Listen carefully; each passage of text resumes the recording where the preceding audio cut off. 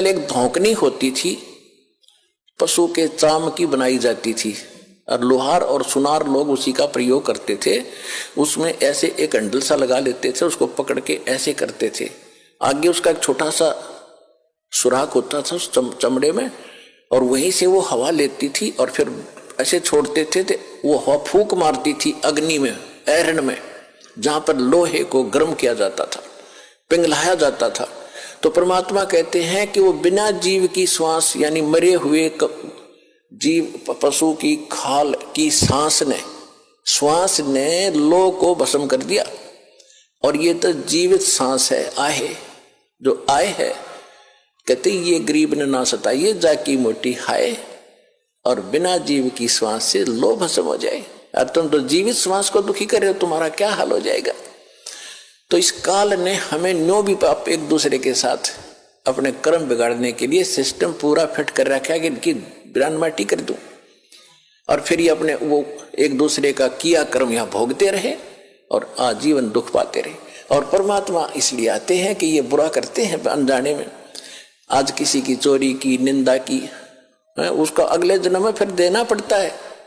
कोई दामाद बनकर लेगा, बेटी भी लेगा, धन भी लेगा, और फिर मर जाएगा, और बेटी विधवा होगी, फिर उसके पालन पोषण में बच्चों के लागा रहेगा वो मूर्ख।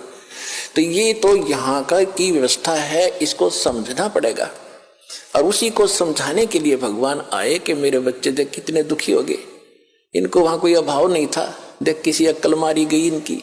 तो जिस माता पिता के बालक बिगड़ जाए किसी कारण से भी, उसको चैन नहीं पड़ता जब तक उसकी पार बसाओगे। नो सोचेगा ये कभी सुधरे और वापस आ जा, और फिर मैं सीने से लगा लूं, इनको सारी संपत्ति दे दूं, मैंने क्या करना है।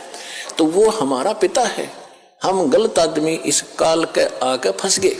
ये गंदा आदमी है, ये कति झूठा कपटी, हर तरह से हमें मूर्ख बनाकर यहाँ पर फांस रहा है। इसको श्राप लगा 1 लाख मनुष्य शरीरधारी प्राणियों का आहार करने का। इसलिए हमें पाल रहा है, अपने स्वार्थ सारी बुराइयां करवाता है।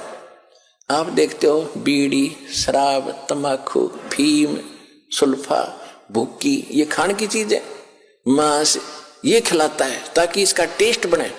हम सूक्ष्म स्थूल शरीर से जो खाते हैं, एक अंदर शरीर है सूक्ष्म, उसके अंदर ये सारी वासना डिपॉजिट हो जाती है, इसमें समा जाती है। कुछ अधिक आहार तो लग जाता है शरीर के पोषण में, स्थूल के शेष जो वासना है उसका टेस्ट होता है, वो अंदर जाता समाता है जीव के माध्यम से, और फिर इनको ये कवर तो ऊपर रह जाता है, यही छोड़ जाते हैं। सूक्ष्म शरीर जब जाता है मनुष्य का एजड़ित रहता